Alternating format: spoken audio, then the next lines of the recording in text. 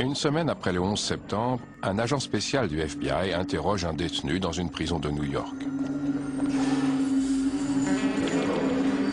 Je suis entré et je lui ai dit « Dis-moi comment ils ont fait ». Immédiatement après l'attaque terroriste, les autorités ont placé l'homme en isolement total. Coupé du monde depuis une semaine, il n'a eu accès ni à la télévision, ni à la radio, ni aux journaux. Il a décrit l'attaque comme s'il en connaissait le moindre détail. C'est lui qui leur a dit comment se positionner, comment s'asseoir en première classe. Il m'a parlé des cutters. C'était surréaliste. Ce détenu, c'est lui. Je m'appelle Ali Mohamed. Espion d'Oussama Ben Laden en Amérique, il a trahi les 3 organes du gouvernement américain pour lesquels il travaillait. La CIA, l'armée et le FBI. C'est cet extraordinaire agent triple qui a ouvert la route des États-Unis à Al-Qaïda. Sans la domination politique, l'islam ne peut pas survivre. Il a aidé Ben Laden à bâtir un réseau terroriste international. Mais pourquoi les autorités américaines ne s'en sont-elles pas aperçues? Comment a-t-il fait et où en est-il aujourd'hui?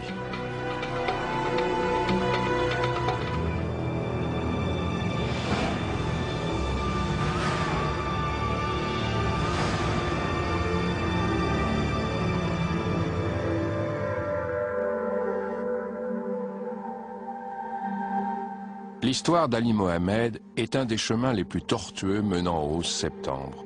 Tout commence ici, au Caire, en Égypte. 6 octobre 1981. Le président Anwar el-Sadat passe les troupes en revue à l'occasion d'un défilé militaire.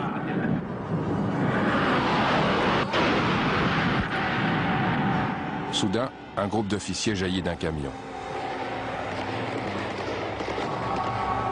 Ils ouvrent le feu sur la tribune d'honneur.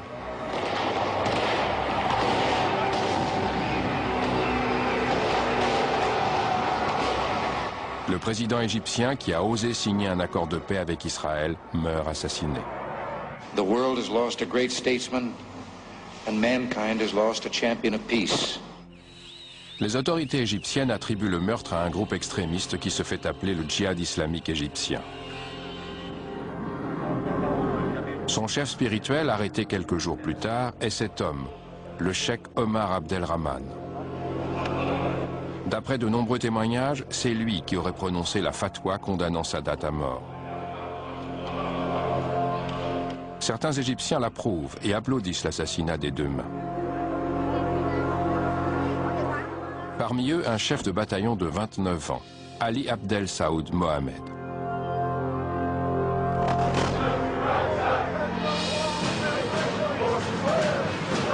Au moment de la mort de Sadat, Mohamed n'est pas au Caire, mais ici à Fort Bragg, en Caroline du Nord.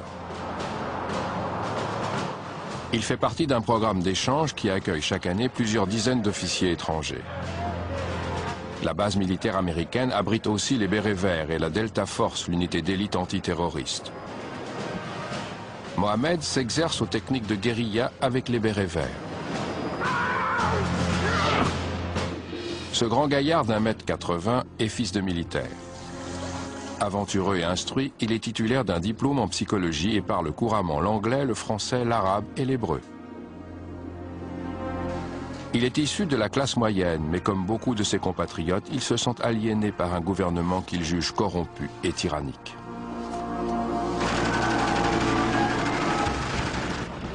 Officier des forces spéciales égyptiennes, il a déjà combattu la Libye et Israël. Et son don pour les langues lui a valu d'être plusieurs fois choisi pour protéger des diplomates à l'étranger.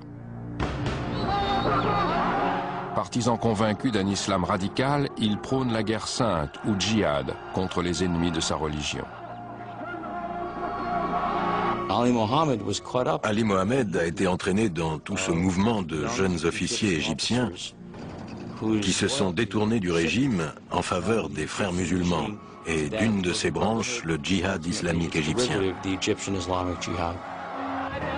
Après avoir terminé avec succès son stage à Fort Bragg, Ali Mohamed rentre chez lui. Mais le régime laïque du nouveau président Hosni Moubarak exerce une répression féroce contre les musulmans extrémistes et Ali Mohamed en est lui-même victime.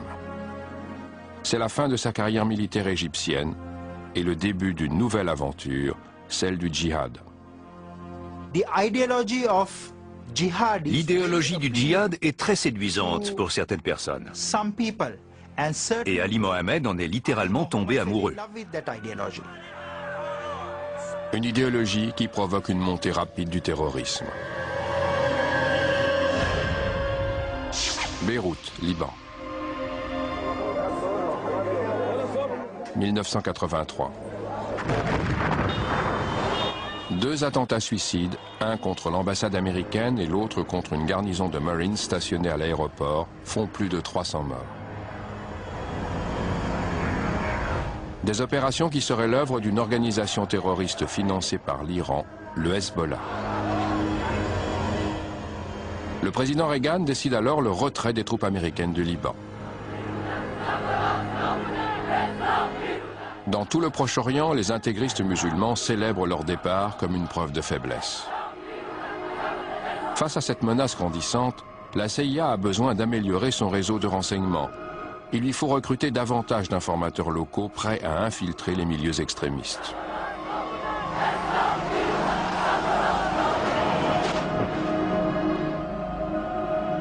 Le Caire, 1984.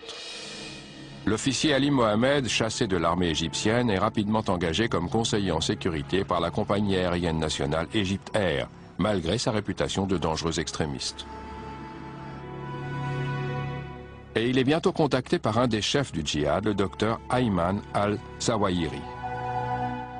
Ce chirurgien aisé a été condamné à 3 ans de prison dans le cadre de l'enquête sur le meurtre de Sadat.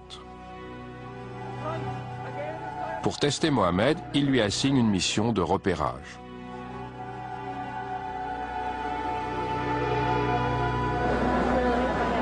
Il s'agit d'étudier l'aéroport du Caire et de faire un compte-rendu détaillé sur la meilleure façon d'y détourner un avion. Mohamed s'en sort haut la main et parvient visiblement à impressionner Zawahiri, qui le charge ensuite d'infiltrer le renseignement américain. Plus tard, la même année, l'ancien officier se présente à l'ambassade américaine au Caire et offre ses services en tant qu'informateur. Les responsables de l'antenne locale de la CIA sont sceptiques. Les Égyptiens ont décrit l'homme comme un musulman fondamentaliste. Ils font néanmoins part à leurs homologues dans le monde entier de la disponibilité de ce nouvel agent. Une réponse arrive d'Allemagne, où l'on réclame ses services. Ali Mohamed part donc travailler pour la CIA. Sa mission, infiltrer une mosquée de Hambourg liée au Hezbollah. Et là, il ne tarde guère dévoiler son jeu. Ali se rend sur place et avant la fin de la première semaine, il révèle aux gens de la mosquée qu'il a été envoyé chez eux par l'agence. Mais la CIA découvre rapidement la trahison de Mohamed et met fin à sa collaboration avec lui. Le département d'État américain le place sur une liste de gens suspectés de terrorisme. Mais Zawahiri a de grandes ambitions pour son protégé. Et il lui assigne une autre mission, entrer aux États-Unis et chercher de nouveaux moyens d'infiltrer les services secrets. Alors même que son nom figure sur une liste de surveillance, le département d'État lui procure un visa. À l'époque, on ne se préoccupe pas encore de la menace terroriste sur le territoire américain. Plus tard, un journaliste affirmera qu'Ali Mohamed est entré avec l'aide de la CIA. Quelqu'un a-t-il fermé les yeux et signé son visa? On n'en a jamais eu la preuve. Je pense plutôt que la main gauche ne savait pas ce que faisait la main droite et qu'il en a profité. Quoi qu'il en soit, l'Égyptien s'envole pour l'Amérique, bien décidé à exploiter toutes les failles de sécurité qu'il pourra trouver. New York, 6 septembre 1985. Quand il atterrit ici, à l'aéroport JFK, Ali Mohamed a déjà fait sa première conquête. Dans l'avion, le charmant célibataire de 33 ans a séduit une Américaine qui rentrait chez elle après des vacances en Grèce. Ali la rappelle plusieurs fois et lui fait une cour assidue pendant 6 semaines, avant de l'épouser dans une église de Reno, au Nevada. Il s'installe aussitôt en Californie, à Santa Clara, dans le duplex de sa femme, dont le nom ne sera pas dévoilé pour sa sécurité. Avec une épouse américaine pour ses âmes, Mohamed entreprend alors de se faire naturaliser. À la même époque, il contacte un proche du djihad islamique et le presse de venir le rejoindre. L'homme, un certain Khalid Abu al-Dahab, lui dit vouloir aller combattre les soviétiques en Afghanistan avec les Moudjahidines, une armée que la CIA finance en secret. Mais son ami l'en dissuade. « Viens en Amérique et sois patient, lui dit-il. De grandes choses se préparent. »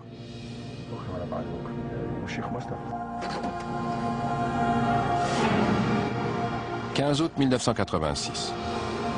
Ali Mohamed se présente dans ce bureau de recrutement militaire d'Oakland et déclare vouloir s'enrôler. Bien que l'armée égyptienne l'ait chassé en raison de ses convictions religieuses et que son nom figure toujours sur une liste de surveillance du département d'État, l'armée américaine l'engage. Pour un groupe terroriste, il n'y a rien de plus important que d'avoir un agent au sein d'une organisation militaire telle que l'armée américaine.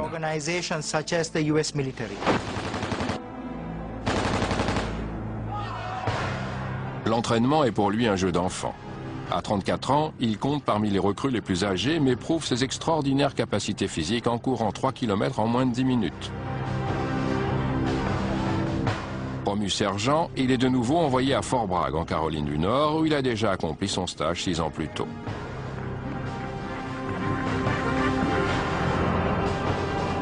Là, il suit une formation de parachutiste et entretient l'équipement d'une unité des forces spéciales.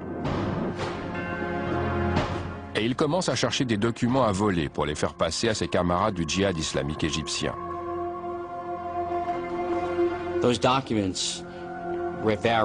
Ces documents allaient du déploiement des navires de guerre américains dans le Golfe Persique au manuel d'entraînement des forces spéciales de Fort Bragg.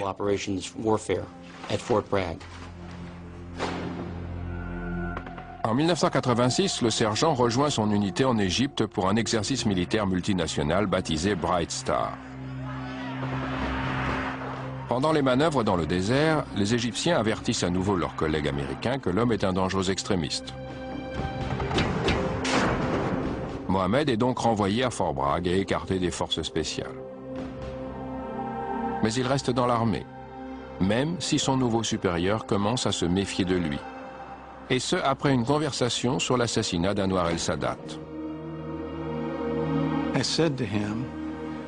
Je lui ai dit, vous savez, Anwar el-Sadat n'était pas seulement un héros pour l'Égypte, c'était aussi un héros pour les États-Unis et pour l'ensemble du monde libre. Il m'a répondu, c'était un traître et il devait mourir. J'ai alors compris que j'avais affaire à un fanatique. Mais malgré ses réticences, le lieutenant-colonel Anderson conserve Mohamed dans son unité. Il y avait quelque chose qu'on voit dans les films, mais qui chez lui était bien réel. Son attitude, son regard, sa froideur extrême. Je m'appelle Ali Mohamed. Je suis un ancien officier égyptien. Il est même recruté par l'école militaire de Fort Bragg pour donner des conférences et participer à des discussions filmées sur le Proche-Orient telles que celle-ci. Il y expose le point de vue des fondamentalistes musulmans. Nous devons établir un État islamique, car sans la domination politique, l'islam ne peut pas survivre. Les étudiants avaient du mal à y croire. Certains pensaient que c'était une plaisanterie, que personne n'était aussi extrême. À propos de la guerre avec Israël, quelles sont les chances de paix au Proche-Orient? Mohamed répond aux questions des officiers tout en soulignant que les Américains sont incapables de comprendre la perspective arabe. Un Américain ne voit pas ce que voit un Arabe. Il refuse de l'écouter parce qu'il ne voit que ce qu'il veut voir et n'entend que ce qu'il veut entendre. Il exprime également sa haine d'Israël et déclare que l'État juif ne devrait pas exister. Personne ne peut dire qu'Israël a le droit d'exister, car Israël a volé. Mohamed répond aux questions des officiers tout en soulignant que les Américains sont incapables de comprendre la perspective arabe. Un Américain ne voit pas ce que voit un Arabe. Il refuse de l'écouter parce qu'il ne voit que ce qu'il veut voir et n'entend que ce qu'il veut entendre. Il exprime également sa haine d'Israël et déclare que l'État juif ne devrait pas exister. Personne ne peut dire qu'Israël a le droit d'exister, car Israël a volé un territoire islamique. C'est la perspective islamique, et nous n'acceptons aucune paix, ni aucune conférence internationale. Rien, pas de compromis. Plus tard, il racontera que son violent ressentiment à l'égard d'Israël remonte à l'enfance. Un jour qu'il aidait un de ses oncles préférés à s'occuper de ses chèvres dans le Sinaï, près de la frontière, des soldats israéliens les ont arrêtés. Ils les ont bousculés, son oncle et lui, et ont tué une partie du troupeau. Il a conclu l'histoire en me disant « C'est à ce moment-là que j'ai décidé de me venger d'Israël ».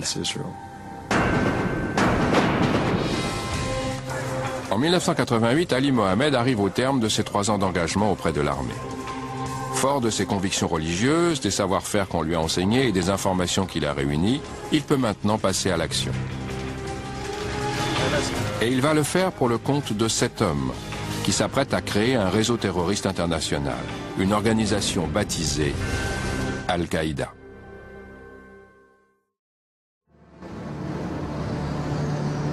Brooklyn, New York, 1988.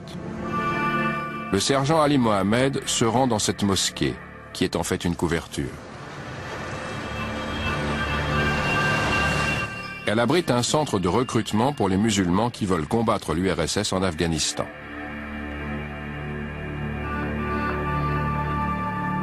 Le centre Al-Kifa, le combat en arabe, est la tête de proue d'un réseau disséminé dans toutes les grandes villes du monde. Il est dirigé par un autre extrémiste égyptien, Mustafa Chalabi, qui s'occupe également de collecter des dizaines de milliers de dollars pour les rebelles afghans, ceux qu'on appelle les Moudjahidines. Chalabi dit à Ali Mohamed que les chefs de la résistance le réclament en Afghanistan pour entraîner les djihadistes.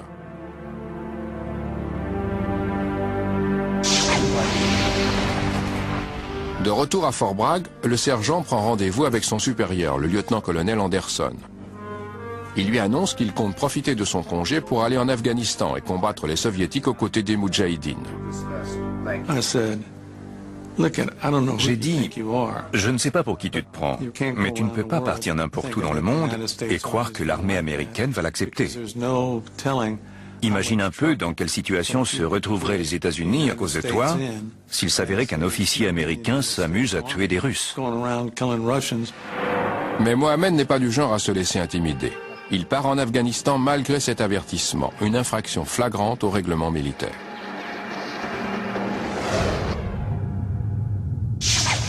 Peshawar, au Pakistan.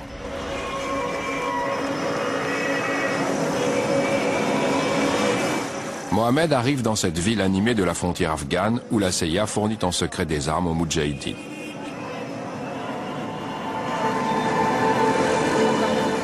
De là, il entre en zone de guerre. Un autre homme soutient alors les Afghans depuis sa base de Peshawar.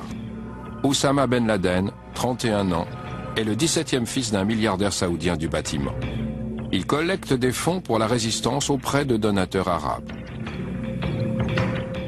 À ses côtés, Mohamed retrouve son ancien mentor, devenu un des leaders du djihad islamique égyptien, le docteur Ayman al-Zawahiri.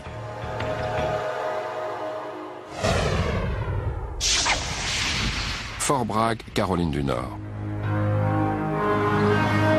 Quand il regagne ses pénates après un mois d'absence, le sergent a perdu 11 kilos et brandit un trophée de guerre.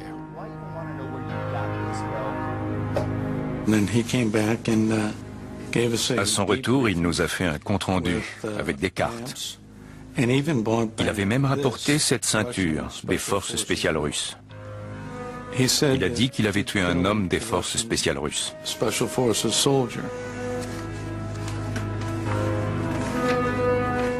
Le lieutenant-colonel Anderson affirme qu'il a envoyé 2 rapports à ses supérieurs pour leur parler de l'aventure afghane d'Ali Mohamed et qu'il n'a jamais reçu de réponse.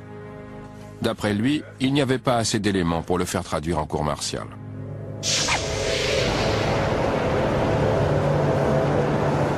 Fin 1988, grâce à l'aide de la CIA, les forces afghanes parviennent à repousser l'Union soviétique. La guerre s'achève.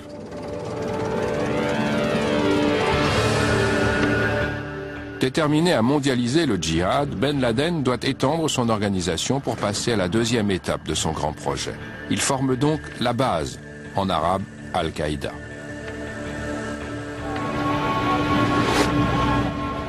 L'année suivante, il s'empare du réseau de financement international des centres Al-Kifa, y compris celui de Chalabi à Brooklyn. Et au cœur des projets du Saoudien pour infiltrer les États-Unis, on retrouve le sergent de l'armée américaine, Ali Mohammed.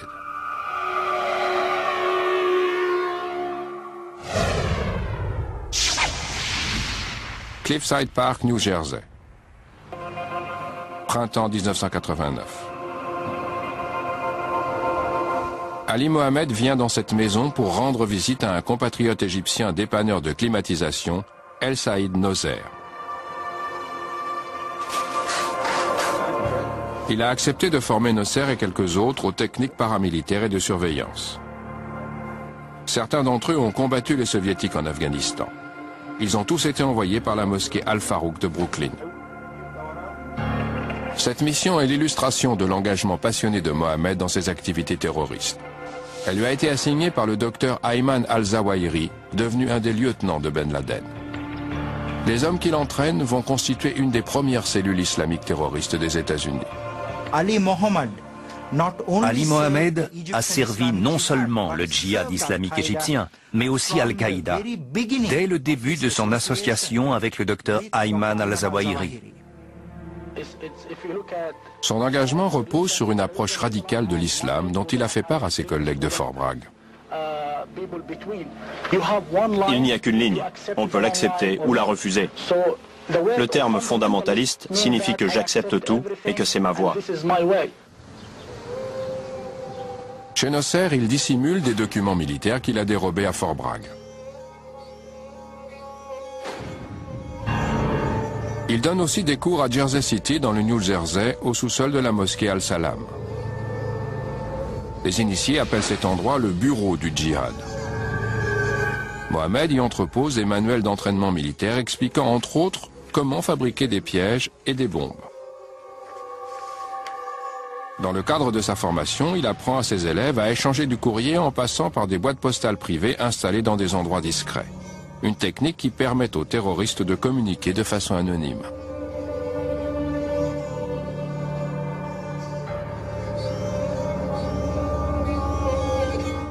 El Saïd Noser et ses comparses louent aussitôt des boîtes postales ici chez Sphinx Trading, dans le même bâtiment que la mosquée.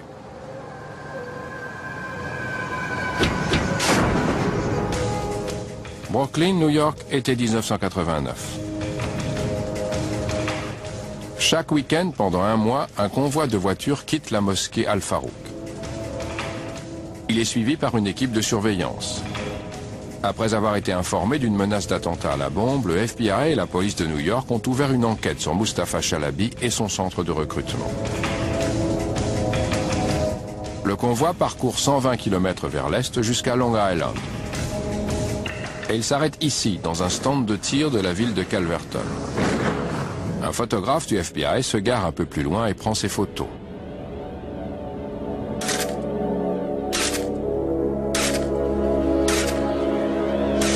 El Saïd Noser et ses amis sortent toute une collection d'armes semi-automatiques, y compris des fusils d'assaut AK-47. Les 5 hommes, tous formés par Ali Mohammed, passent des heures à s'entraîner. Mais finalement, rien ne vient confirmer la crainte d'un attentat.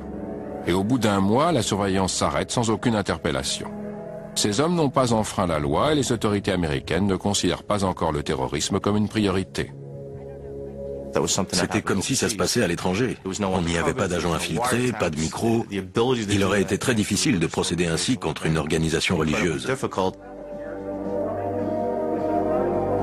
Automne 1989. Les 3 ans d'engagement d'Ali Mohammed à Fort Bragg s'achèvent et bien que son nom figure sur une liste de surveillance, il obtient la nationalité américaine. Désormais âgé de 37 ans, il rentre chez sa femme à Santa Clara, en Californie. Et il se consacre à une mission qui témoigne de l'ambition croissante d'Oussama Ben Laden, implanter une cellule terroriste sur la côte ouest des États-Unis. Son ami Khalid Abou al-Dahab est entré aux États-Unis depuis l'Égypte avec un visa étudiant et a emménagé tout près de chez lui. Son appartement leur sert de plateforme de communication. Les deux hommes relaient les appels depuis leur pays natal vers différentes cellules terroristes à travers le monde. New York, juillet 1990. Le prédicateur égyptien réputé pour avoir émis la fatwa condamnant à mort Anwar al-Sadat atterrit ici, à l'aéroport JFK. Omar Abdelrahman, surnommé le Cheikh aveugle, est suspecté de terrorisme par le département d'État. Pourtant, comme Ali Mohamed, il a reçu un visa d'entrée aux États-Unis. Cette grande figure mondiale de l'islam fondamentaliste est également un allié d'Al-Qaïda. Sa présence en Amérique est l'occasion pour Ben Laden d'étendre son influence et le signal qu'attendaient les terroristes formés par Mohamed pour passer à l'action.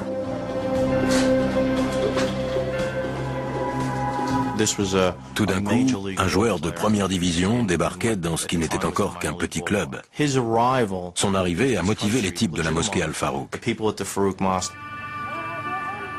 Le cheikh aveugle emménage dans le quartier de Bay Bridge à Brooklyn. Le bruit court que c'est Ben Laden qui prend ses dépenses en charge. Il faut répandre l'islam chez les infidèles et les envoyer à Allah. Il commence à prêcher ici, à la mosquée Al-Farouk. Il appelle à la guerre sainte contre les États-Unis et prône le règne de l'islam sur le monde. Ses sermons inflexibles galvanisent les fidèles. Parmi eux, El Saïd Nosser. À 34 ans, celui-ci est prêt à mettre en pratique ce que Ali Mohamed lui a enseigné. Et il choisit pour cible un célèbre ennemi du monde arabe.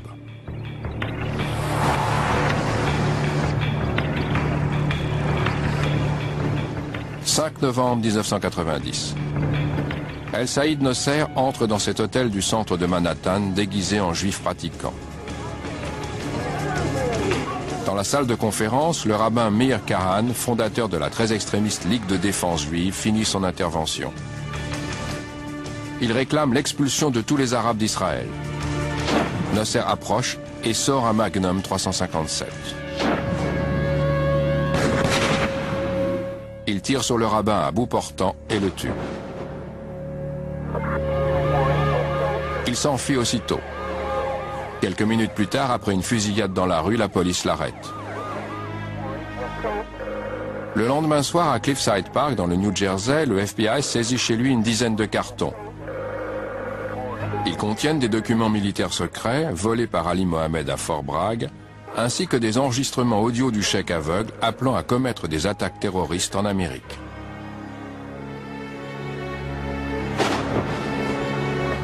La piste mène ensuite les enquêteurs ici, à Jersey City.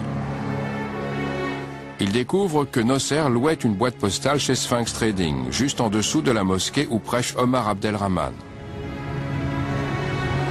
Mais personne ne fait le lien entre le tueur et d'autres personnes susceptibles d'avoir souhaité la mort du rabbin. Il y avait tout un réseau de connexions avec des groupes terroristes. Malheureusement, la plupart n'ont pas été exploités ni même examinés à l'époque de l'arrestation de Nosser. Le bureau du procureur de Manhattan traite l'affaire comme un acte isolé et non comme un complot. Dans ce contexte où l'on n'avait pas conscience d'une menace terroriste islamique plus vaste à l'encontre des États-Unis, on ne les imaginait pas capables d'organiser un complot visant à nuire au peuple américain. Région de San Francisco, Californie, 1990. Ali Mohamed rencontre un agent du FBI. C'est une nouvelle étape dans sa mission, désormais supervisée par les chefs d'Al-Qaïda en Afghanistan. Il offre ses services en tant que traducteur. Pendant l'entretien, il laisse échapper quelques informations de valeur et parvient ainsi à se faire engager non comme traducteur, mais comme informateur. Il est par exemple chargé d'infiltrer cette mosquée de Santa Clara, dirigée par un groupe d'extrémistes palestiniens. Tout comme il l'a fait avec la CIA en Allemagne, il leur révèle immédiatement la véritable raison de sa présence. Mais à l'époque, le FBI ne découvre pas sa trahison.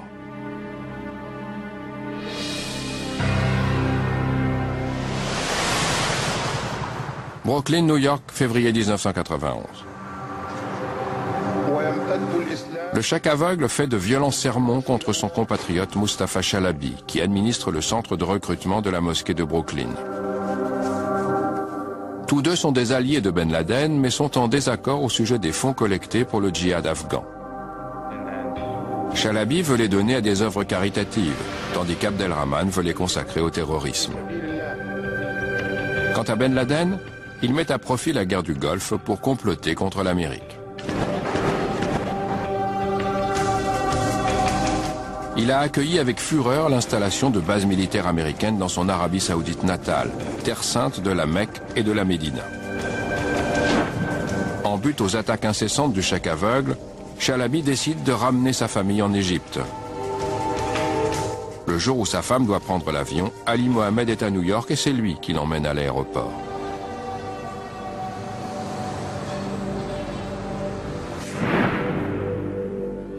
« 1er mars 1991. À Coney Island, un voisin de Mustafa Chalabi voit la porte ouverte. À l'intérieur, l'Égyptien baigne dans une mare de sang. Il a été poignardé, blessé par balle et étranglé. L'appartement est saccagé. La police soupçonne Omar Abdelrahman d'être l'instigateur du crime. Mais elle ne trouve pas d'indices sur les lieux et finit par classer l'affaire sans suite. D'après Steve Emerson, expert en terrorisme, Ali Mohamed est passé par là.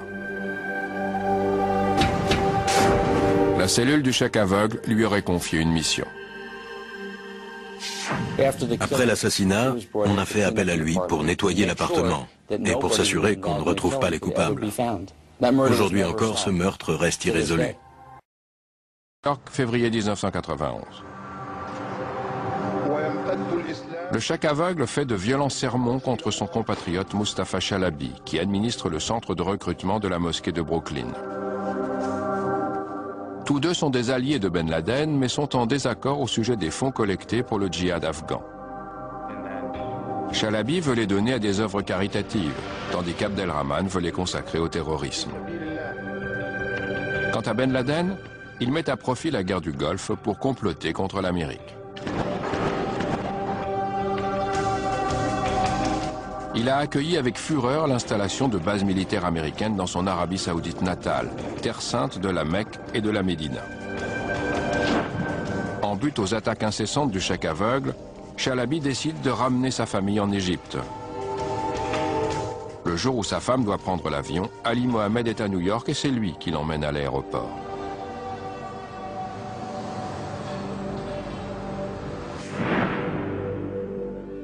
« 1er mars 1991. À Coney Island, un voisin de Mustafa Chalabi voit la porte ouverte. À l'intérieur, l'Égyptien baigne dans une mare de sang. Il a été poignardé, blessé par balle et étranglé. L'appartement est saccagé. La police soupçonne Omar Abdelrahman d'être l'instigateur du crime. Mais elle ne trouve pas d'indices sur les lieux et finit par classer l'affaire sans suite. D'après Steve Emerson, expert en terrorisme, Ali Mohamed est passé par là. La cellule du chèque aveugle lui aurait confié une mission. Après l'assassinat, on a fait appel à lui pour nettoyer l'appartement et pour s'assurer qu'on ne retrouve pas les coupables. Aujourd'hui encore, ce meurtre reste irrésolu. Une fois débarrassé de Chalabi, le cheikh prend le contrôle du centre Al-Kifa et en confie la direction à cet associé d'Al-Qaïda, un Texan d'origine libanaise âgé de 30 ans, Wadi El-Hajj. Oussama Ben Laden dispose désormais d'un solide avant-poste à New York. Mais le FBI ignore toujours l'existence de cette cellule terroriste désormais opérationnelle et reliée à Ben Laden, Omar Abdelrahman et Ali Mohamed. Et ce dernier est prêt à entreprendre des missions plus ambitieuses pour le compte d'Al-Qaïda à travers le monde. L'organisation terroriste est devenue une menace internationale.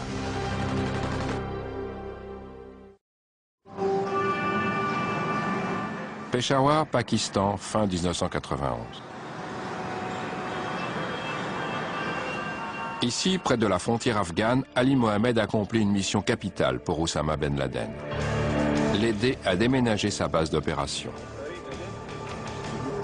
Le Saoudien a des ennemis partout, il a besoin d'une garde personnelle.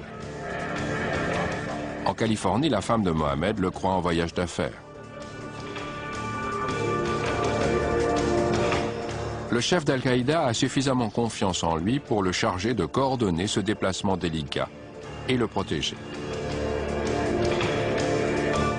Ils parcourent plus de 1500 km en voiture et doivent parfois se déguiser pour passer. Quand ils arrivent à Karachi, au sud du Pakistan, un jet privé les attend. De là, Ben Laden poursuit son voyage vers Khartoum, au Soudan, où le régime fondamentaliste islamique a accepté de l'héberger avec 500 de ses partisans. C'est là qu'il établit son nouveau quartier général.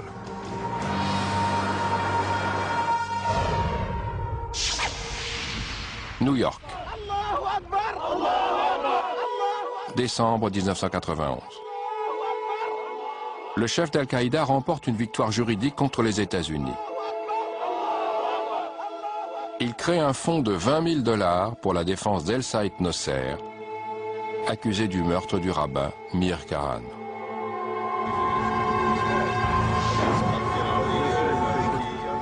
William Kunstler, un avocat de renom, convainc les jurés de ne retenir que 2 chefs d'accusation, la possession d'armes et la voie de fait. Le lendemain soir, parmi les gens venus fêter le verdict à la mosquée de Brooklyn, il y a cet ancien officier de l'armée égyptienne, Emad Salem. Contrairement à Ali Mohammed, il méprise le chèque aveugle pour son rôle dans le meurtre de Sadat. Il a conclu un marché avec le FBI, acceptant d'infiltrer la cellule terroriste et d'aider à la démanteler pour $500 par semaine.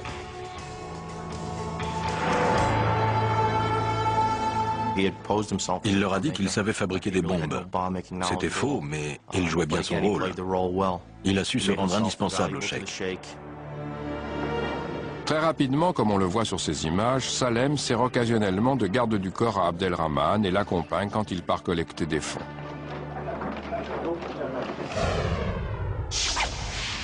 Khost, Afghanistan. Septembre 1992.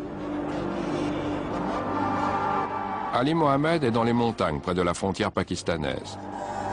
L'endroit abrite une sorte d'école internationale du terrorisme financée par Ben Laden.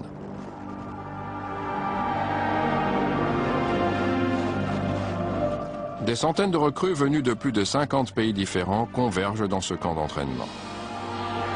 Mohammed, qui fait partie des instructeurs, est réputé pour être particulièrement exigeant. Les étudiants s'entraînent au combat à main nue et au maniement des explosifs. Ils se familiarisent avec le kidnapping et l'assassinat. Ils s'exercent au repérage des cibles d'attentats. Ils apprennent à organiser une cellule terroriste. Ali Mohammed y fait des séjours de plusieurs mois pour former les soldats d'Al-Qaïda en Afghanistan et au Soudan. Le succès d'une attaque terroriste dépend de 2 choses. Premièrement, la surveillance et le repérage de la cible visée. Et deuxièmement, l'entraînement. Ali Mohammed a fait découvrir ces 2 concepts à Al-Qaïda. Grâce à son expérience de conseiller en sécurité chez Egypt Air, il enseigne à ses élèves comment détourner un avion. Il leur explique où se positionner dans la cabine et comment introduire des cutters à bord. La méthode consiste à séparer la lame du manche, puis à l'envelopper dans du papier d'aluminium et à la cacher dans un bagage à main. Pendant le trajet, vous allez aux toilettes, vous reconstituez le cutter et le tour est joué. Est-ce qu'ils avaient eu accès aux consignes de la FAA pour savoir ce qu'ils étaient autorisés à emporter à bord comme couteaux et autres objets contendants? La réponse est oui. Ali Mohammed est tellement sûr de passer à travers les mailles du filet qu'il entreprend une infiltration encore plus audacieuse. Cette fois, il s'agit de collecter des fonds pour des opérations terroristes. Le docteur Ayman al-Zawahiri est devenu l'un des proches conseillers de Ben Laden. Il parvient à entrer aux États-Unis avec l'aide de Mohammed qui lui fournit un faux passeport. Les deux hommes font la tournée des mosquées de la côte ouest en prétendant collecter de l'argent pour le Croissant Rouge, l'équivalent musulman de la Croix-Rouge.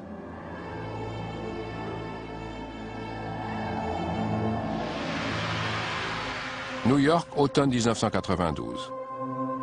Emad Salem, la taupe du FBI, découvre des informations importantes sur Omar Abdelrahman et sur ses liens avec le terrorisme. Le FBI décide alors de lui faire porter un micro pour enregistrer ses conversations avec les complices du cheikh aveugle. Mais Salem refuse. Il ne voulait pas de micro parce que le cheikh Rahman était une figure importante du djihad à travers le monde. Emad savait qu'en se retournant contre un membre du groupe, il aurait mis sa famille en danger. À la suite de son refus, certains commencent à douter de lui. Comme il ne voulait pas porter de micro, on l'a soupçonné de ne pas dire la vérité. Alors il a été écarté.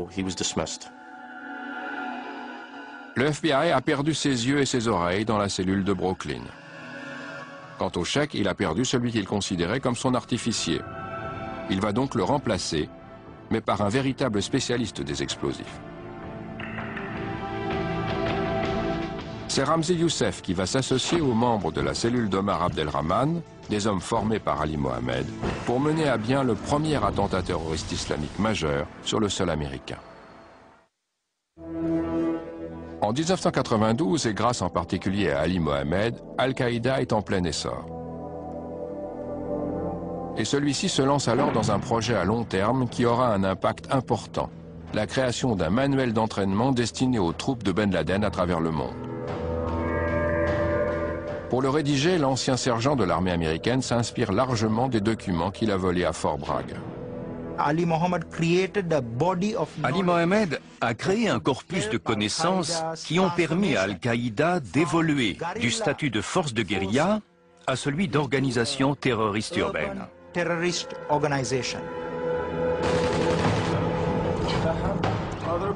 Il utilise son expérience pour donner des cours dans les camps d'entraînement terroristes sur des sujets allant de l'assassinat au repérage. Il a Ben Laden lui-même comme élève. Et il est suffisamment à l'aise pour oser mettre une mauvaise note au chef d'Al-Qaïda lors de l'examen final.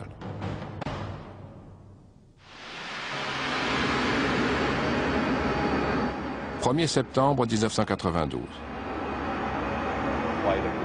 Un avion en provenance du Pakistan atterrit à l'aéroport JFK de New York, avec à son bord Ramzi Youssef, spécialiste en explosifs, connu sous plusieurs dizaines de pseudonymes. Muni d'un faux passeport irakien, celui-ci tente de convaincre les Américains de lui accorder le statut de réfugié. Après l'avoir gardé quelques jours en détention, les services d'immigration finissent par le relâcher faute de place. Mais les choses se passent moins bien pour son compagnon de voyage. Dans la valise de celui-ci, on découvre des documents compromettants et des manuels d'entraînement militaire venant de Fort Bragg, en Caroline du Nord. Les deux hommes ont été formés dans des camps terroristes à l'époque où Ali Mohammed était instructeur en Afghanistan.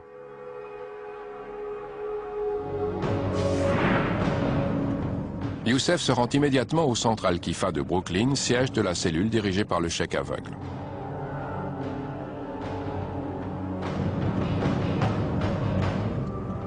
Il commence aussitôt à travailler dans cet entrepôt de Jersey City dans le New Jersey.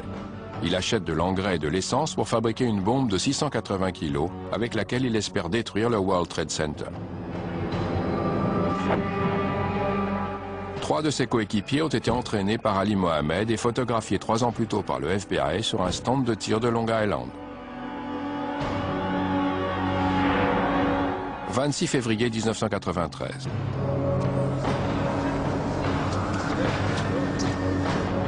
Ramzi Youssef et 3 complices chargent la bombe de 680 kg dans une camionnette jaune qu'ils vont garer au niveau B2 entre les tours.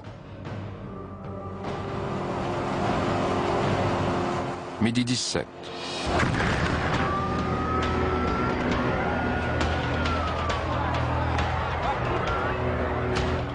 La camionnette explose. Elle fait un cratère de 7 étages. Bilan, 6 morts et plusieurs milliers de blessés.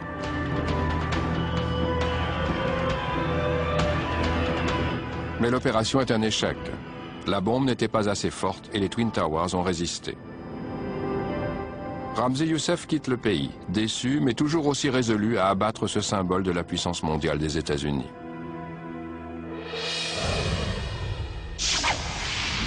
Vancouver, Colombie-Britannique, juin 1993. 4 mois après l'attentat contre le World Trade Center, Ali Mohamed vient chercher un ancien collègue à l'aéroport. Il s'agit d'un compatriote égyptien âgé de 24 ans, Essam Marzouk. C'est un des hommes qui l'a aidé à faire sortir Ben Laden d'Afghanistan 2 ans plus tôt. Mais Marzouk a des démêlés avec les douanes canadiennes. Il est arrêté alors qu'il essaie de passer muni d'un faux passeport saoudien. La gendarmerie royale le met en garde à vue. Rapidement, Ali Mohamed est interpellé à son tour et interrogé pendant plusieurs heures. Il finit par donner un numéro de téléphone en demandant de l'appeler. À l'autre bout du fil, le correspondant se porte garant pour lui. Il s'agit de son responsable du FBI à San Francisco. Ali Mohamed appelle le FBI et le FBI intervient en sa faveur. Pas besoin d'être un agent ni d'avoir lutté toute sa vie contre le terrorisme pour voir qu'il y a là un gros problème. Ainsi donc, avec la bénédiction du FBI, la police canadienne libère Mohamed. Et à son retour aux États-Unis, aucune poursuite n'est engagée contre lui. Son responsable décide toutefois d'avoir une explication avec lui à San Francisco. Mohamed lui parle d'un certain Oussama Ben Laden et d'une organisation appelée Al-Qaïda. Il affirme que Ben Laden veut renverser le gouvernement saoudien. Il reconnaît avoir été instructeur dans ses camps d'entraînement en Afghanistan. Et il explique que ses cours portaient sur les services secrets et sur les détournements. L'agent du FBI fait un rapport à Washington. Il s'est aperçu que tout ça dépassait ses attributions et qu'il fallait faire venir un spécialiste. Alors il a contacté le quartier général du FBI. Le FBI fait appel à l'armée et réclame quelqu'un d'expérimenté pour interroger Mohamed. Le Pentagone se tourne alors vers Fort Meade, dans le Maryland, le siège de l'Agence nationale de sécurité américaine. Fort Meade a envoyé des officiers militaires qui ont voyagé dans l'ombre. Autrement dit, ils avaient de faux papiers, ils dissimulaient leur véritable identité. Les officiers du renseignement interrogent Mohamed. Plus tard, un homme du FBI essaiera de découvrir ce que ces agents ultra-secrets ont appris sur Ben Laden et ses camps d'entraînement. Et le Pentagone répondra que les rapports ont probablement été détruits. Ali Mohamed savait parfaitement exploiter le système. Il savait manipuler les différentes branches d'une agence comme le FBI. Il avait fourni assez de détails sur Al-Qaïda pour être considéré comme un atout, mais pas assez pour risquer d'être lui-même suspecté d'occuper un poste clé dans l'organisation. Comme le reconnaît aujourd'hui la direction du FBI, il y a effectivement un problème de communication entre les branches des différentes villes. Ainsi, les services de lutte antiterroriste à New York n'ont pas été prévenus qu'Ali Mohamed avait reconnu être allé dans les camps d'entraînement de Ben Laden. À l'époque, il ne semblait pas y avoir d'action coordonnée. Disons que c'était plutôt des groupes de gens qui agissaient à différents endroits. On n'a pas eu la possibilité d'établir que ce qui s'était passé à New York avait un rapport avec la Californie. Dans les mois qui suivent l'attentat du World Trade Center, le FBI et le ministère de la Justice rattrapent leur retard. L'enquête les mène au chèque aveugle. Il faut à tout prix trouver un moyen d'action contre lui.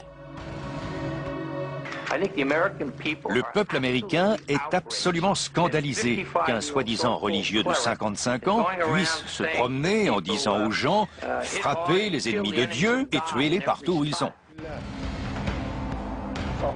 Pour réunir des preuves contre Omar Abdelrahman, les responsables du FBI décident de rappeler Emad Salem, l'informateur égyptien qu'ils ont écarté 6 mois plus tôt parce qu'il refusait de porter un micro. Cette fois, celui-ci ne réclame pas 500 $ par semaine, mais 1 million de $. À l'époque, Mary Jo White vient d'être nommée procureure du district sud de New York. On se demande toujours comment infiltrer ce genre de groupe terroriste. Il n'est pas question d'envoyer un agent du FBI avec les cheveux en brosse et le costume, ça ne peut pas marcher. Salem reprend donc sa couverture de spécialiste des explosifs. Sur cette vidéo de surveillance, on le voit fabriquer des bombes avec d'autres membres de la cellule terroriste. Ils ont prévu de faire sauter les ponts et les tunnels de New York ainsi que le siège des Nations Unies. Pour le FBI, ça a été une occasion unique d'infiltrer une telle opération. Des islamistes extrémistes prêts à nous détruire nous avaient déclaré la guerre. L'Amérique est le grand Satan. Le FBI et la police de New York n'ont pas suffisamment de preuves pour arrêter le chèque aveugle pour ce projet d'attentat. Mais au même moment, les services d'immigration tentent de l'expulser en tant qu'immigré clandestin. Il se réfugie alors ici, dans une des 3 mosquées qu'il contrôle à New York. Il est convaincu qu'on ne l'interpellera pas dans un lieu de culte. 2 juillet 1993. Les autorités ont enfin trouvé un chef d'accusation contre le chèque aveugle. Ils l'arrêtent non pour l'attaque du World Trade Center, mais pour des questions d'immigration. Par la suite, il sera inculpé pour son projet d'attentat contre les ponts et tunnels ou opération Jour de terreur. La police commence enfin à reconstituer le puzzle. Je ne saurais trop insister sur l'extraordinaire difficulté et sur la nouveauté de ces questions. Avec le recul, on se dit, qu'est-ce que j'aurais pu faire différemment? Il n'y a pas de réponse à ça, mais on revient sans cesse sur les choix qu'on a faits. À San Francisco, le FBI sait maintenant qu'il existe un lien entre Ali Mohammed et Ben Laden et son organisation. Mais l'ancien militaire n'est pas inquiété. Il est libre de se consacrer à l'opération la plus brutale qu'il ait jamais accomplie pour Al-Qaïda.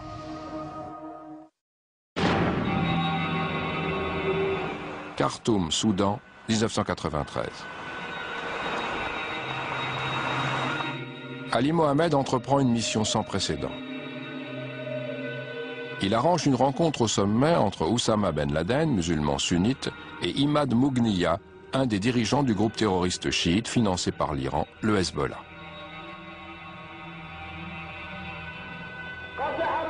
Une violente rivalité oppose les extrémistes sunnites et chiites. Mais Ben Laden met leurs différends de côté pour s'allier contre l'ennemi commun, les États-Unis. Mohammed a rencontré des agents du Hezbollah 10 ans plus tôt, alors qu'il travaillait pour la CIA en Allemagne. Il utilise ses contacts pour faire venir Mougniya au quartier général d'Al-Qaïda au Soudan.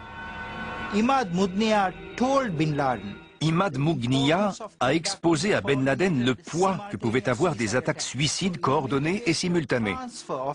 D'une certaine façon, si le Hezbollah libanais a pu transmettre ce savoir-faire essentiel à Al-Qaïda, c'est grâce à une rencontre organisée par Ali Mohammed.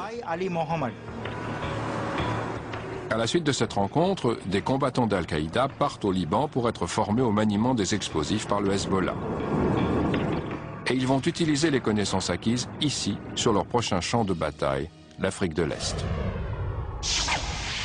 Mogadiscio, Somalie, octobre 1993.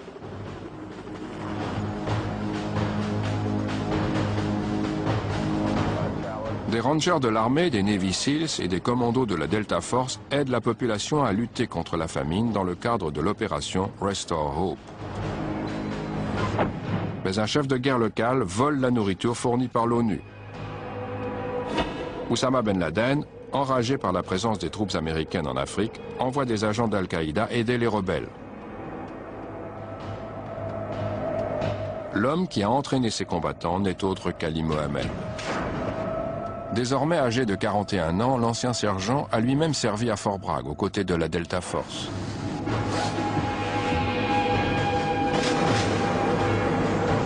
Dans l'après-midi du 3 octobre, des hélicoptères Black Hawk partent en mission pour capturer 2 des lieutenants du chef de guerre.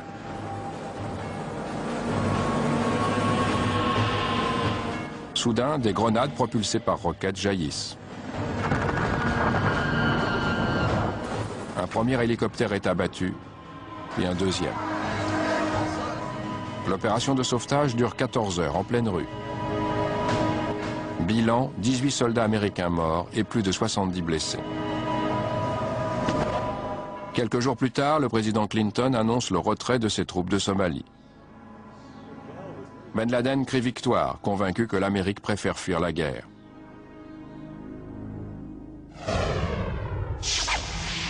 Nairobi, Kenya. Décembre 1993. Ali Mohammed est venu travailler avec la cellule terroriste établie ici par Ben Laden. Il se fait passer pour un diamantaire. L'un de ses complices est ce Libanais naturalisé américain, Wadi El-Hadj. C'est l'homme qui a brièvement dirigé le centre Al-Qifa de Brooklyn.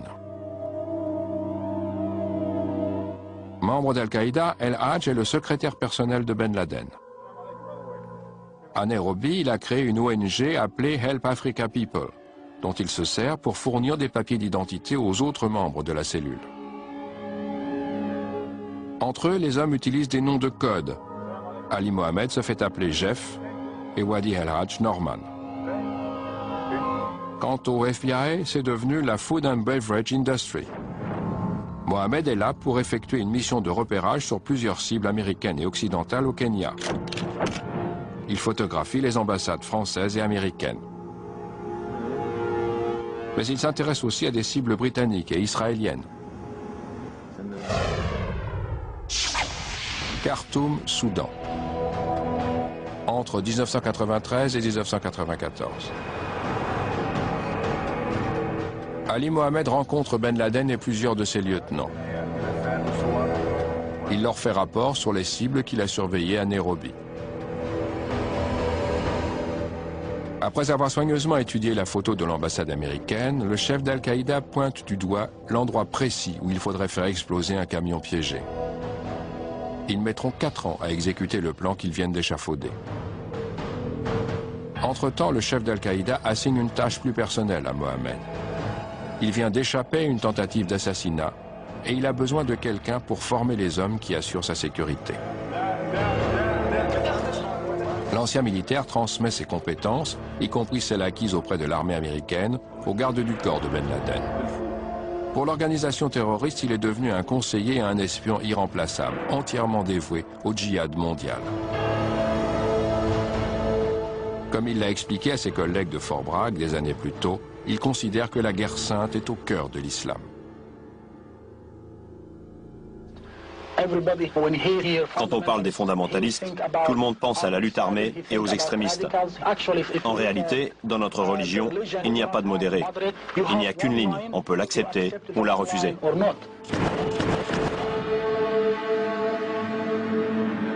De son côté, un autre membre d'Al-Qaïda, initié au terrorisme par Ali Mohammed, prépare une nouvelle opération. Après l'échec partiel de son attentat contre les Twin Towers en 1993, Ramzi Youssef a imaginé un plan beaucoup plus ambitieux. Cette fois, l'attaque ne sera pas souterraine.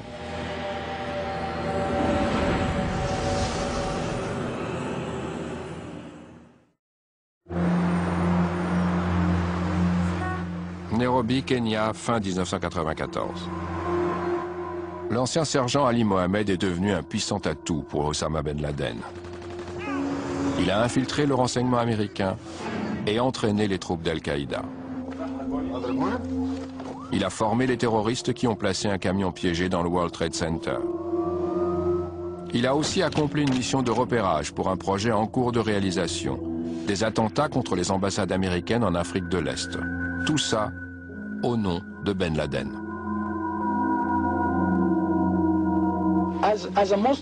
En tant que musulman, j'ai l'obligation d'établir la loi islamique. C'est une obligation, pas un choix. À Nairobi, il rencontre le chef des opérations militaires d'Al-Qaïda, Mohamed Attef, et un autre membre de la cellule kenyane. Celui-ci lui annonce qu'il veut augmenter le nombre de cibles et lui demande de surveiller d'autres bâtiments britanniques et américains. Quelques jours plus tard, Mohamed reçoit un message de sa femme. Le FBI cherche à le joindre. On veut savoir pourquoi son nom se trouve sur la liste des témoins de la défense dans le cadre d'un grand procès terroriste qui s'ouvre à New York. Un leader fondamentaliste, le cheikh aveugle Omar Abdelrahman et 11 de ses fidèles vont être jugés pour le projet Jour de terreur, qui consistait à faire sauter les ponts et les tunnels new-yorkais. Toujours déterminé à jouer son rôle d'informateur, Mohamed accepte de répondre à la convocation du FBI. À Nairobi, ses complices lui paient un billet d'avion pour les États-Unis, où il va affronter face à face ceux qu'il trahit.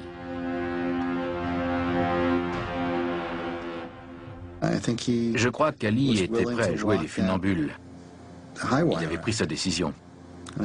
Il faisait ça depuis des années, alors pourquoi ne pas...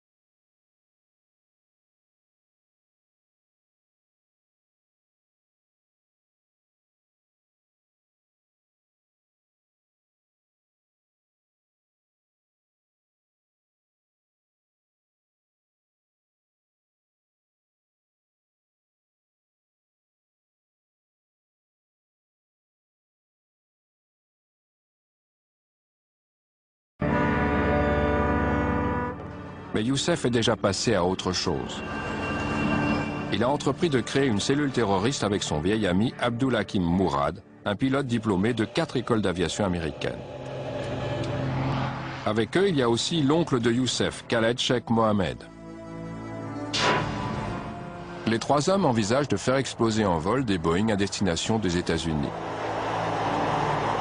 Ils réfléchissent également à un ambitieux projet d'attentat suicide. Il s'agirait de détourner des avions et de les utiliser comme missiles contre des bâtiments clés tels que le siège de la CIA ou le Pentagone.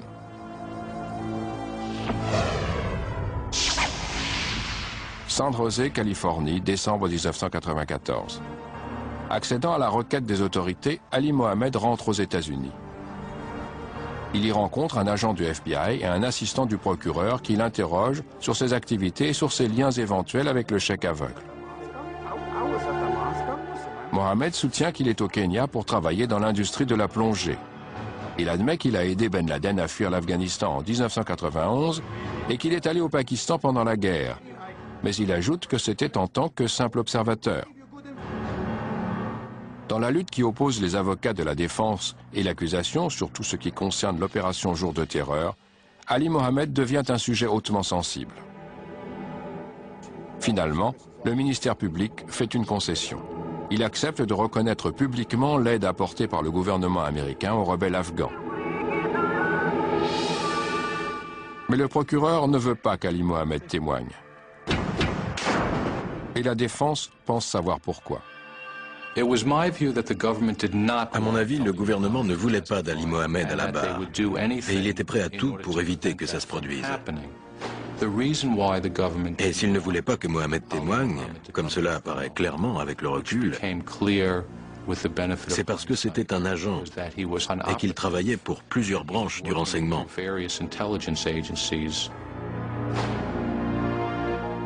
L'espion téléphone à ses complices à Nairobi. Il lui ordonne de rester aux États-Unis.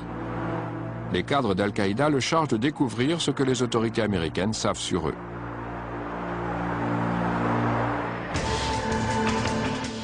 Le procès de l'opération Jour de terreur commence à New York.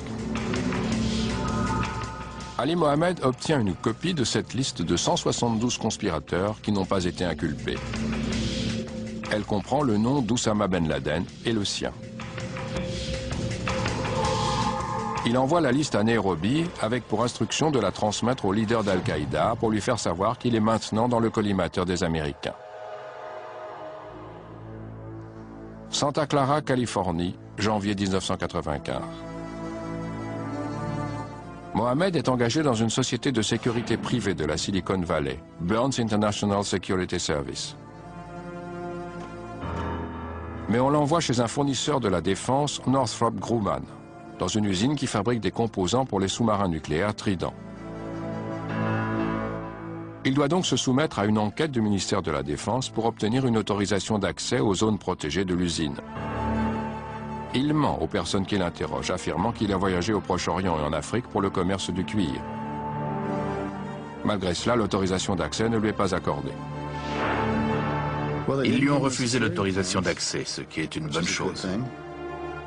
Rapidement, il quitte la société de sécurité et trouve un nouvel emploi comme conseiller en informatique.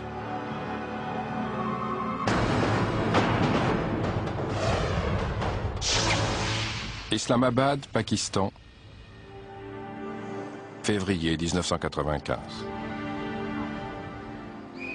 C'est dans cette planque d'Al-Qaïda que les autorités américaines et pakistanaises capturent l'auteur de l'attentat contre le World Trade Center, Ramzi Youssef. Son oncle, Khaled Sheikh Mohammed, surnommé KSM par les Américains, est là aussi. Mais il n'est pas identifié comme faisant partie de la cellule terroriste, et tandis que les agents du FBI mettent Youssef sous les verrous, le futur cerveau du 11 septembre prend la poudre d'escampette. Youssef est extradé aux États-Unis et emmené en hélicoptère jusqu'à une prison de Manhattan. Passant à côté des Twin Towers, il peut contempler les tours qui lui ont résisté. Mais malgré son incarcération, Al-Qaïda poursuit son projet d'utiliser des avions comme missiles. Novembre 1995. À Islamabad, une voiture piégée se précipite contre le portail de l'ambassade d'Égypte et explose. L'explosion détruit toute la façade du bâtiment. Bilan 17 morts et 60 blessés. Le docteur Ayman al-Zawahiri, bras droit d'Oussama Ben Laden et mentor d'Ali Mohamed, a autorisé cet attentat suicide en représailles contre la politique égyptienne de répression des fondamentalistes musulmans.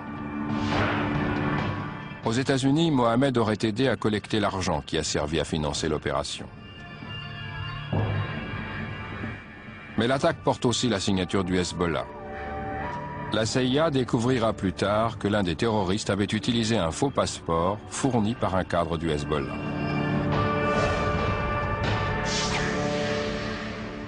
Afghanistan. Ali Mohamed et un autre terroriste rendent visite à leur chef Oussama Ben Laden, qui vient de ramener son quartier général ici. Le Saoudien félicite les deux hommes qui ont déjà réussi à recruter 10 membres pour la cellule californienne, tous des Américains originaires du Proche-Orient. « 17 janvier 1996. Un juge fédéral de New York condamne à de longues peines d'emprisonnement le cheikh aveugle, El Saïd Nosser et 8 autres prévenus pour avoir fomenté un attentat visant à faire exploser des ponts et des tunnels.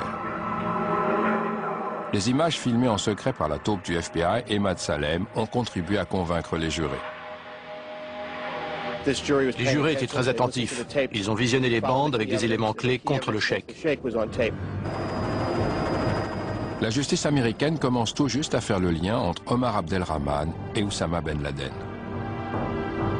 Mais les enquêteurs ne savent pas encore que leur propre informateur, Ali Mohamed, est la preuve vivante de cette connexion.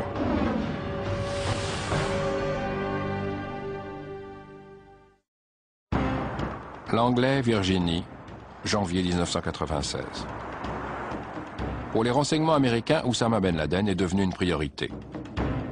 Au Soudan, des agents de la CIA ont découvert qu'il finançait de multiples opérations terroristes. L'agence crée donc une unité spéciale pour enquêter sur le chef d'Al-Qaïda.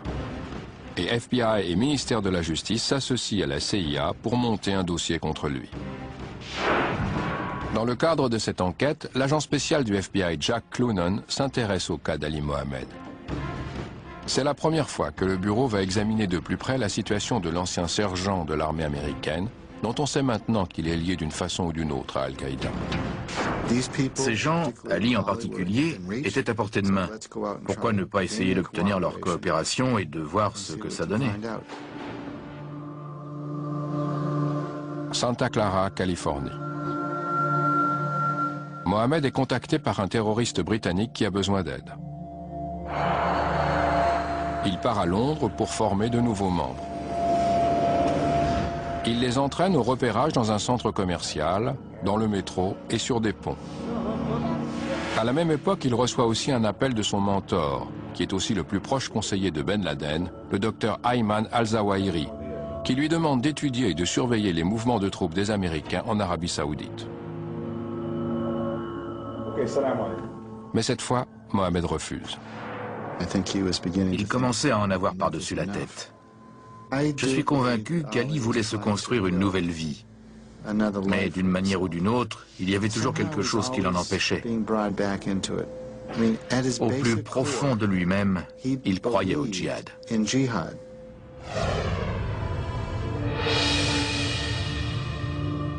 Dhahran, Arabie Saoudite, 25 juin 1996.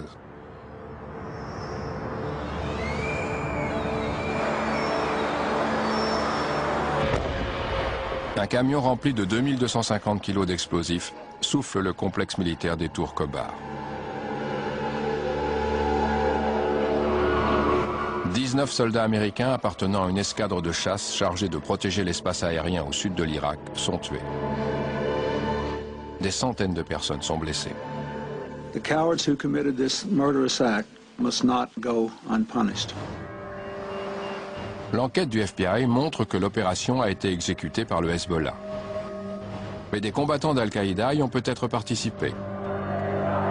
Le jour de l'attentat, des militants ont appelé Ben Laden pour le féliciter. Si Al-Qaïda et le Hezbollah ont conclu une alliance, c'est certainement grâce à la rencontre décisive organisée par Ali Mohammed.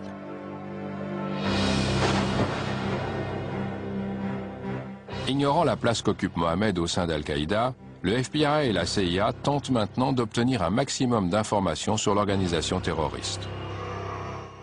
À Nairobi, les enquêteurs installent des micros chez cet homme, Wadi El-Hadj. C'est l'Américain d'origine libanaise qui a aidé Mohammed à créer la cellule kenyane. À la suite de cette écoute, un agent du FBI fouille la maison en août 1997. Il saisit un ordinateur portable et un répertoire. Le fichier contient les numéros de téléphone d'Oussama Ben Laden et d'Ali Mohammed. El-Hadj, qui est citoyen américain, rentre précipitamment au Texas. Il est interpellé par le FBI alors qu'il change d'avion à New York. Le procureur fédéral le fait traduire devant un grand jury, mais il nie toute activité terroriste et est relâché faute de preuves.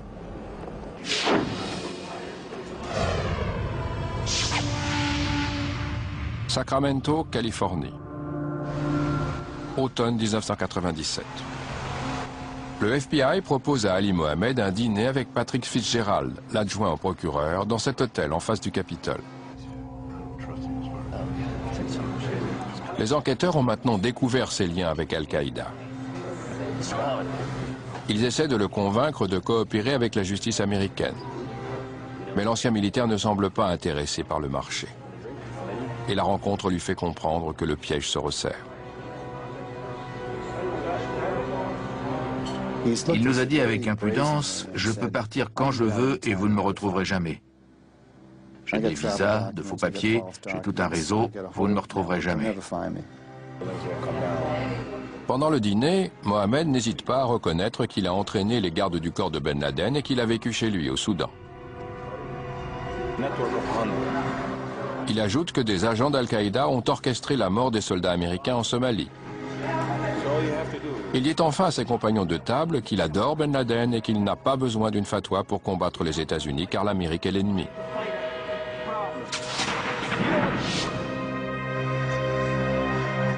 Il fait une forte impression sur ses interlocuteurs, y compris Patrick Fitzgerald, pourtant réputé pour s'attaquer à des trafiquants de drogue et des mafieux particulièrement violents.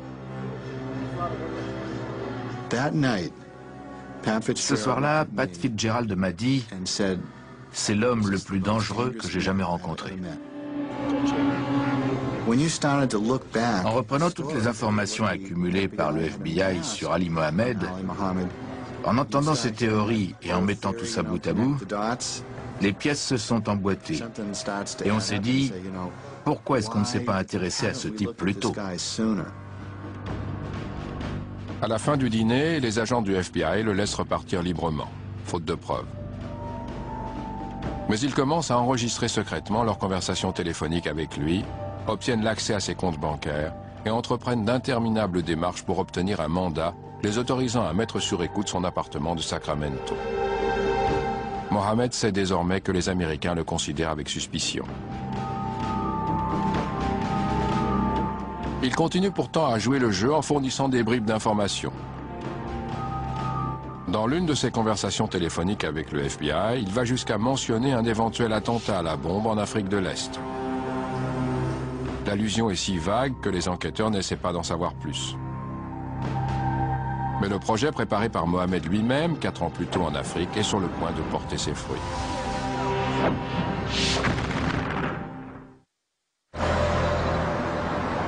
Nairobi, Kenya, décembre 1997. Prudence Bushnell, ambassadrice américaine au Kenya, envoie un télégramme d'avertissement à Washington. Les rapports des services secrets américains et kenyans lui font craindre une attaque terroriste contre l'ambassade. Elle réclame des fonds pour renforcer la sécurité. Mais le département d'État refuse.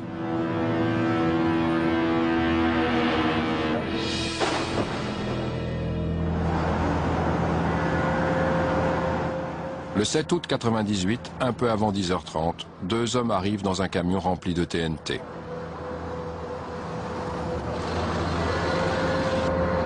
Ils se garent en Afrique et sur le point de porter ses fruits.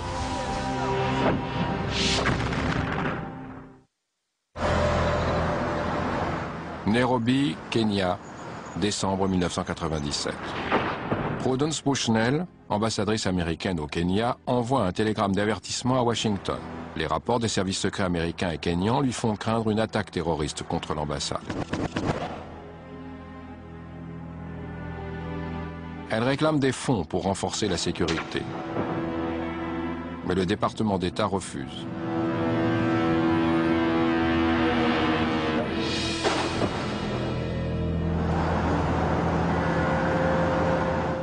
Le 7 août 1998, un peu avant 10h30, 2 hommes arrivent dans un camion rempli de TNT.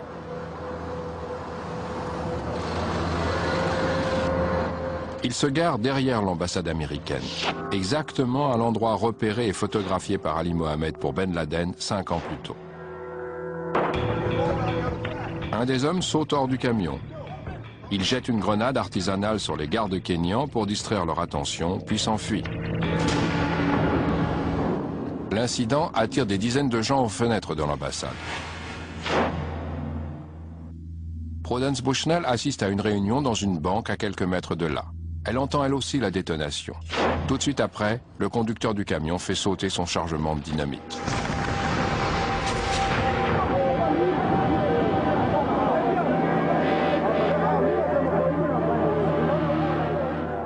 L'explosion frappe les 5 étages de l'ambassade de plein fouet. Des morceaux de verre volent dans tous les sens. L'arrière du bâtiment s'effondre. Le souffle détruit également la banque voisine. L'ambassadrice échappe de justesse à la mort.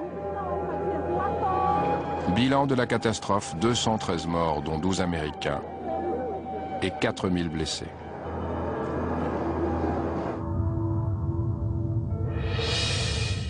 Quelques minutes plus tard, à 720 km de là, l'ambassade de Dar es Salaam en Tanzanie est détruite à son tour. L'explosion tue 11 personnes et en blesse 85 autres.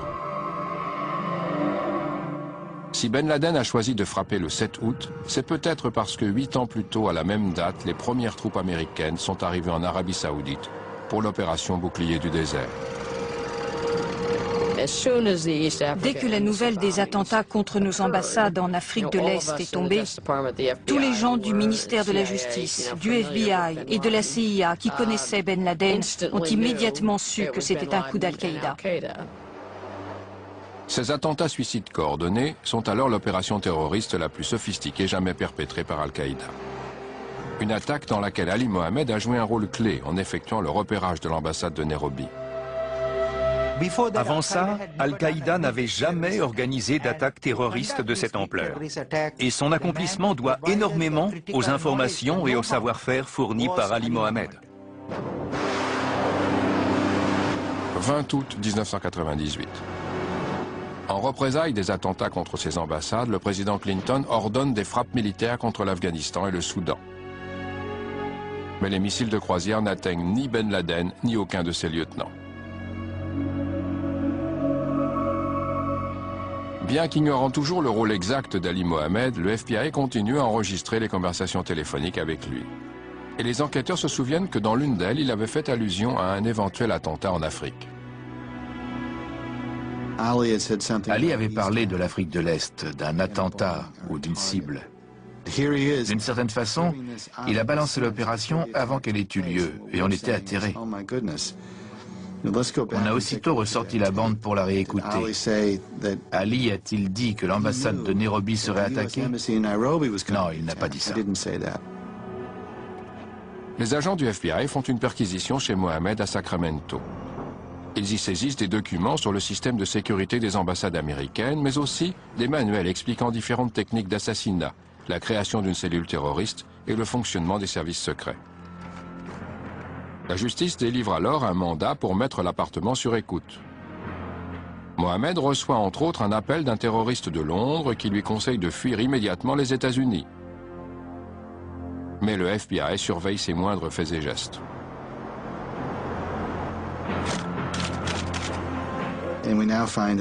On a découvert qu'il comptait s'envoler pour le Caire. Bien sûr, il n'en était pas question. On l'a fait descendre de l'avion et on l'a traduit devant un grand jury. New York, 10 septembre 1998. Ali Mohammed comparé au tribunal pour être interrogé sur l'attaque contre les ambassades. Le ministère public relève des contradictions dans son témoignage et décide de l'inculper de parjure. Il avait toutes sortes d'informations très pertinentes, mais il a choisi de ne pas les donner et de mentir sous serment. C'est ainsi que nous avons pu l'inculper et le mettre hors circuit. Le soir même, le FBI ramène Mohammed à sa chambre d'hôtel. Entouré d'agents, il demande à aller aux toilettes. Après quoi, il est sorti et ils ont décidé de l'arrêter. Par la suite, Ali Mohammed avouera que derrière la porte close de la salle de bain, il a sorti son répertoire pour essayer de détruire la preuve de ses liens avec Al-Qaïda. Il a arraché la page sur laquelle était noté le numéro de téléphone et l'adresse de la planque de Zawahiri à Berne, en Suisse.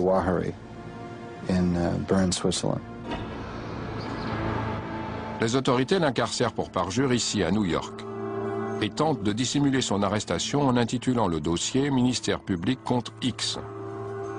C'est la technique habituelle du bureau du procureur pour ne pas dévoiler l'identité d'un accusé. Mais la nouvelle se répand malgré tout et les journalistes ne tardent pas à venir interroger le procureur Mary Jo White. Ali Mohammed was also linked to the terrorist network in some fashion as maybe a mid-level person. I mean, I've read what you've read, but I can't comment. C'est dans une salle de ce tribunal fédéral que le FBI et l'adjoint au procureur Patrick Fitzgerald commencent à discuter avec Ali Mohammed et ses avocats. Ils essaient de négocier un marché, des aveux sur ses activités terroristes en échange de la clémence du juge. Mais l'homme reste fidèle à Al-Qaïda. Il s'est tout de suite mis à parler. Mais pendant 6 à 10 mois, il a pesé ses mots et il s'est accroché à son histoire. Tandis que Mohammed s'enlise dans ses mensonges, le succès du double attentat suicide en Afrique convainc Ben Laden d'autoriser une nouvelle opération. Le projet envisagé depuis plusieurs années consiste à utiliser des avions comme missiles contre des bâtiments clés du paysage américain.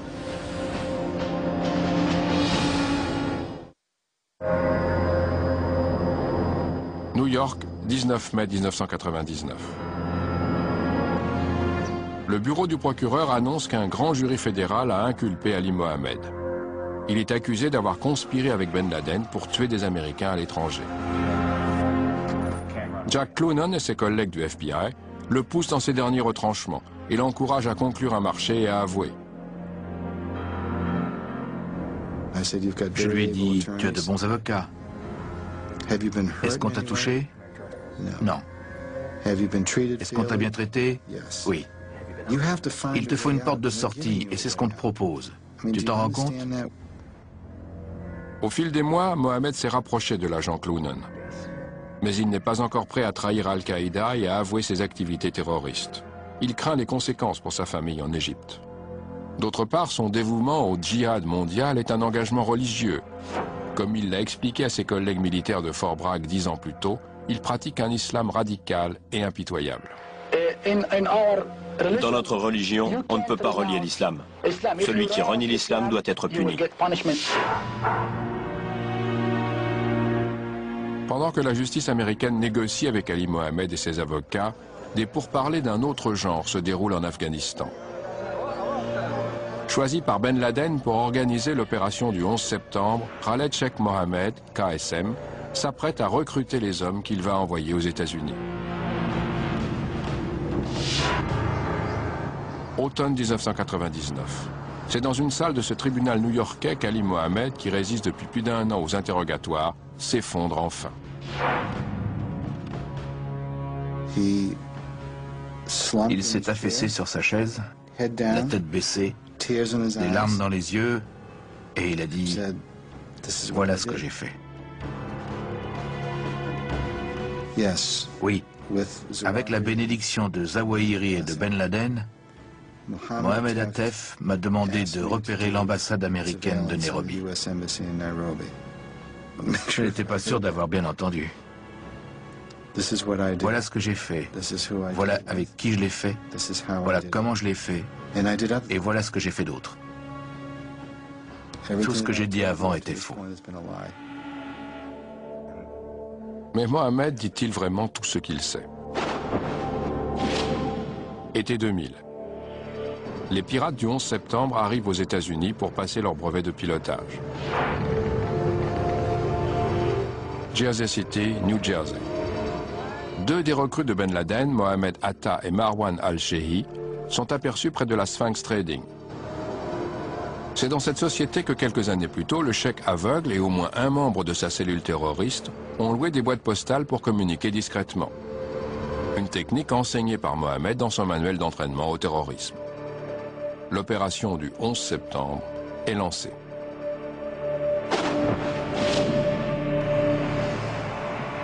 « 20 octobre 2000.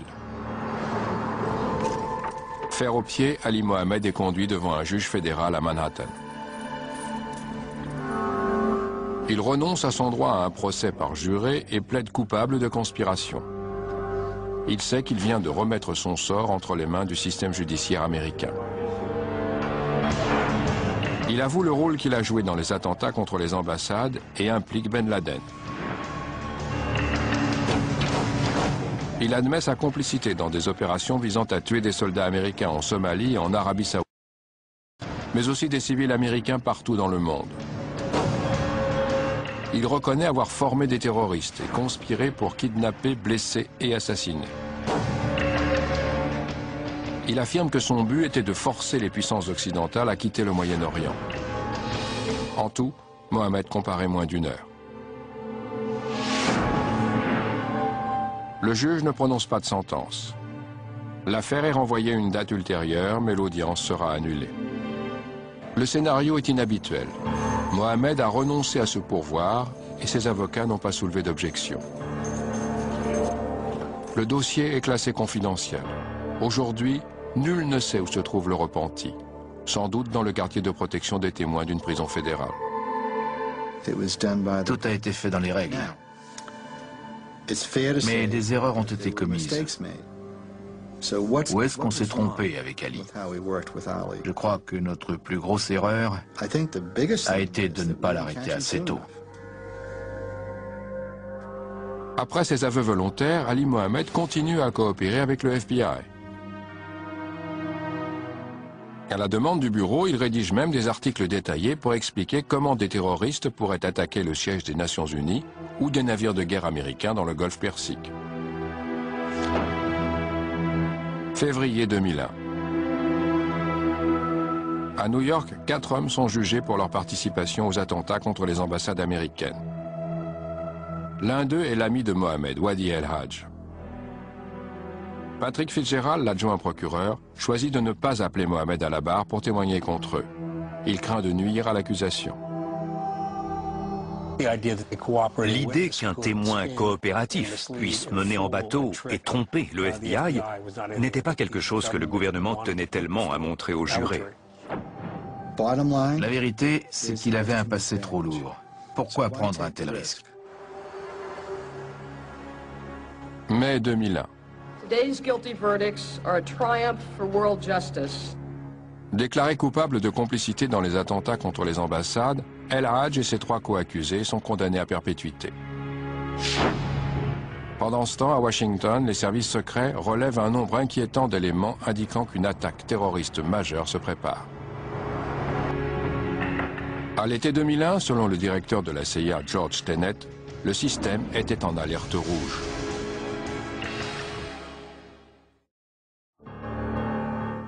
Crawford, Texas, 6 août 2001. En vacances dans son ranch, le président George W. Bush reçoit le rapport quotidien de la CIA. Son titre, Ben Laden déterminé à frapper aux États-Unis.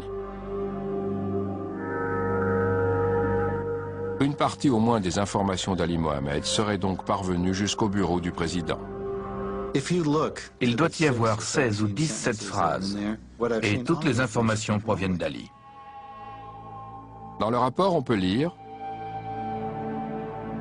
un agent du djihad islamique égyptien a révélé à un service non précisé que Ben Laden projetait d'utiliser l'accès de cet homme aux États-Unis pour monter une attaque terroriste. Des membres d'Al-Qaïda résident aux États-Unis depuis des années. Un membre confirmé du djihad islamique égyptien a vécu en Californie au milieu des années 90. Depuis l'accord qu'il a conclu avec la justice en 2000, Ali Mohammed continue à fournir aux autorités américaines des renseignements sur ses activités terroristes. Au cours de l'un de ses entretiens, il parle au FBI d'une opération visant à jeter un avion contre le palais présidentiel au Caire. Je peux vous affirmer que j'ai personnellement remis à la CIA une disquette avec toutes les informations que nous avait données Ali. Je n'ai obtenu qu'une réaction réservée. C'est de l'histoire ancienne.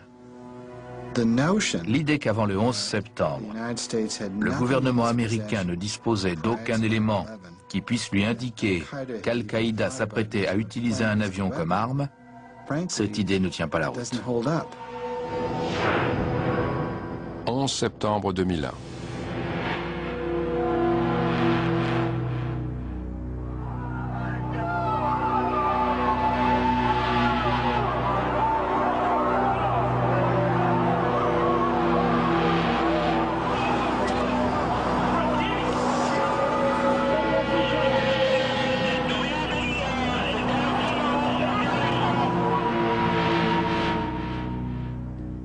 Lorsque les tours s'écroulent, Ali Mohammed est immédiatement placé en isolement dans sa cellule de quartier de protection des témoins, sans aucun lien avec le monde extérieur. La semaine suivante, le FBI le fait venir dans cette prison de New York pour l'interroger. Je suis entré et je lui ai dit: dis-moi comment ils ont fait. Il ne savait pas tout, mais il a décrit l'attaque comme s'il en connaissait le moindre détail.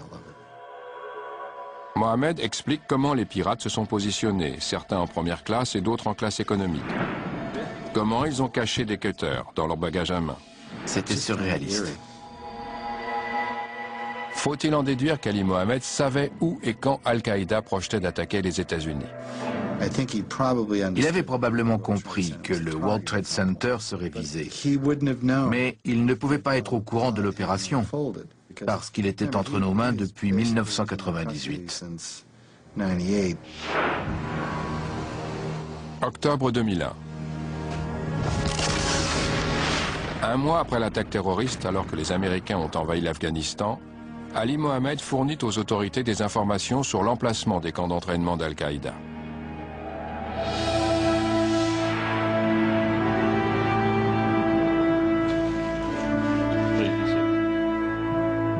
« 16 juin 2004. La commission du 11 septembre effectue ses dernières auditions à Washington. Dans son témoignage, le procureur Patrick Fitzgerald parle d'Ali Mohammed et de ses liens avec Al-Qaïda. Ali Mohammed a formé certains des hommes qui ont perpétré les attentats contre le World Trade Center. En Afghanistan, il a formé une partie des cadres d'Al-Qaïda, puis il s'est servi de la nationalité américaine pour repérer une dizaine de cibles à Nairobi en 1993. Ali Mohammed n'apparaît que brièvement dans le rapport final de la commission. Et pourtant, peu d'hommes peuvent se vanter d'avoir eu une telle influence sur l'évolution d'Al-Qaïda. Je m'appelle Ali Mohammed. Je suis un ancien officier égyptien. À mon avis, Ali Mohammed devrait être utilisé comme un cas d'étude. Parce qu'il a beaucoup plus à nous apprendre que les 19 pirates du 11 septembre. Il faut comprendre qui sont ces gens. Comprendre qu'on peut se défendre contre eux, tout en sachant qu'on a affaire à un adversaire digne de respect. Ça ne sert à rien de se dire que ce sont juste des tordus. Nous devons établir un État islamique. Dites-moi juste qui, à part lui, a formé Ben Laden, qui a dormi dans son bureau, qui a effectué des missions de repérage sur des cibles non seulement américaines, mais aussi françaises, britanniques et israéliennes. Dites-moi à qui Ben Laden, Zawahiri et Mohamed Attef ont fait appel quand il y a eu une tentative d'assassinat contre Ben Laden et qu'il a fallu étudier et réorganiser sa sécurité. Ali Mohammed. Les failles bureaucratiques au sein du FBI, mais aussi entre le FBI, la CIA et le ministère de la Défense, étaient énormes. Assez pour y faire passer des camions piégés. On pouvait en jouer, mais il fallait faire preuve de doigté. Je n'ai jamais vu un terroriste dont l'histoire soit aussi étroitement liée à la justice et aux services secrets américains. Sans la domination politique, l'islam ne peut pas survivre. Leur incapacité à identifier plus tôt Ali Mohammed comme un terroriste est une leçon d'humilité pour toutes les agences judiciaires et de renseignement des États-Unis. Nous devons tout simplement être plus vigilants. Il faut rester en alerte et réfléchir constamment à la façon dont les terroristes pourraient s'infiltrer chez nous.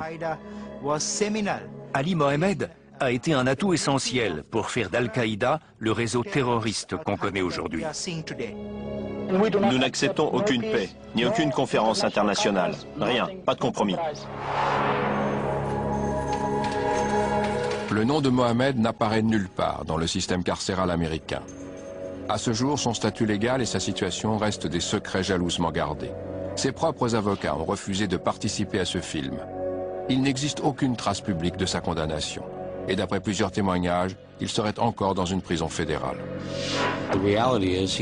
En réalité, on continue à l'interroger en ce moment même. Il sait beaucoup de choses. On accorde beaucoup d'importance à son avis. Les enquêteurs du FBI et les procureurs américains continuent à le rencontrer régulièrement. Il ne sortira pas de prison avant un bon moment.